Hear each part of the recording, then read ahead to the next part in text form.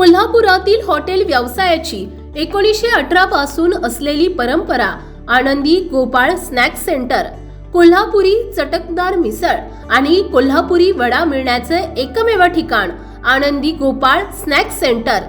तिखट आहे पण झटका नाही, चटकदार आहे पण जळजळणारी नाही, मधुर आहे पण गोड नाही, खाल्ल्याशिवाय चव कळणार नाही। एक वेळ आपण चव घेऊन पहा। मिळण्याचे ठिकाण श्रीनाथ मच्छी ढाबा, वीर धरणावरील सर्वात जुना ढाबा, तोंडल, तालुका खंडाळा, जिल्हा सातारा। वीर धरणावर। मोबाईल नंबर 9960885771 आणि 9767164161।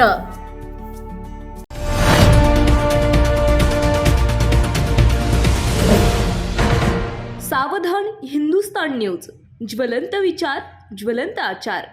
आळंदी येथील कार्तिकी यात्रा 2025 अंतर्गत श्री संत ज्ञानेश्वर महाराज संजीवन समाधी सोहळा आळंदीत साजरा होत आहे। सोहळ्याच्या काळामध्ये नागरिक भाविक यांचे सागरसाठी पुणे जिल्हा प्रशासनाच्या माध्यमातून विविध नागरी सेवा सुविधा देण्यास प्राधान्य देण्यात येणार आहे।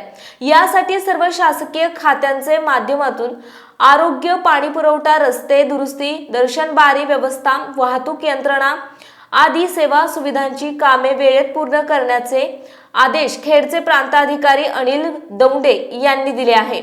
आळंदी नगर परिषद सभागृहात आळंदी कार्तिकी यात्रा नियोजन पूर्व आढावा बैठक उपविभागीय अधिकारी खेड अनिल दौंडे यांच्या अध्यक्षतेखाली आयोजित करण्यात आली होती। या बैठकीत विविध शासकीय अधिकारी, कर्मचारी, पदाधिकारी यांचे नियोजन पूर्व आढावा घेत मार्गदर्शन करताना ते बोलत होते। यावेळी उपविभागीय अधिकारी यांनी सर्व अधिकारी, पदाधिकारी, कर्मचारी यांचे स्वागत करीत कामाचा आढावा घेतला आणि मार्गदर्शन केलं। या बैठकीत श्री ज्ञानेश्वर महाराज संस्थान कमिटी विश्वस्त ॲडव्होकेट राजेंद्र उमाप, माजी नगरसेवक डी भोसले पाटील, वरिष्ठ पोलीस निरीक्षक भीमा नरके, पोलीस निरीक्षक दिघी, आळंदी वाहतूक शाखा, सहाय्यक अभियंता, महाराष्ट्र जीवन प्राधिकरण, कार्यकारी अभियंता, सार्वजनिक बांधकाम विभाग खेड, उपकार्यकारी अभियंता, महावितरण चाकण, कनिष्ठ अभियंता, पाणी पुरवठा विभाग खेड, आगार प्रमुख राजगुरुनगर, वैद्यकीय अधीक्षक ग्रामीण रुग्णालय, डेपो मॅनेजर, PML,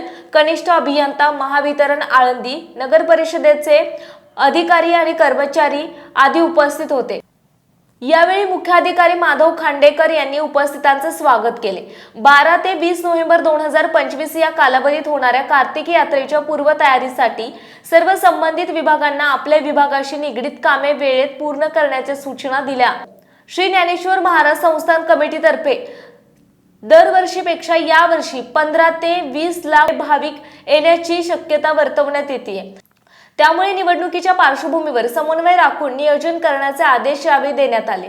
पोलीस विभागाकडून 150 अधिकारी आणि 1100 अंमलदार तसेच 600 अतिरिक्त बंदोबस्त ठेवण्यास सांगितले आहे। दर्शन बारी परिसरात मंडप, watch tower, mike system, PA system आणि CCTV कॅमेरे बसवण्याची मागणी नेहमीप्रमाणे करण्यात आली।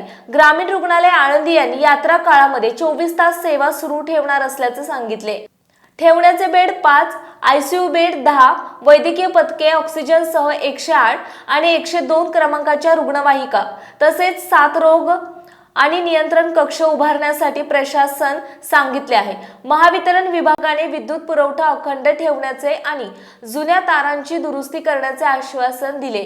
सार्वजनिक बांधकाम विभागाने सर्व खड्डे बुजवण्यात आले तर पाटबंधारे विभागाने मागील 150 क्युसेस क्षमतेने पाणी सोडण्यास सांगितले।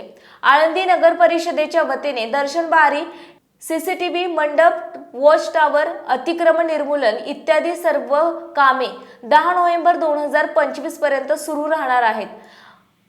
भाविकांसाठी जिल्हा परिषदेमार्फत 1800 आणि नगर परिषदेमार्फत 1000 मोबाईल टॉयलेट्स बसवण्यात येणार आहे।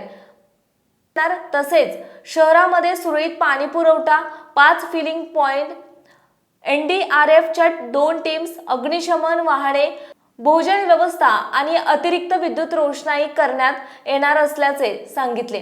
रथोत्सवाच्या काळात प्रदक्षिणा मार्गावर जनरेटरद्वारे विद्युत पुरवठा ठेवण्यात येणार आहे।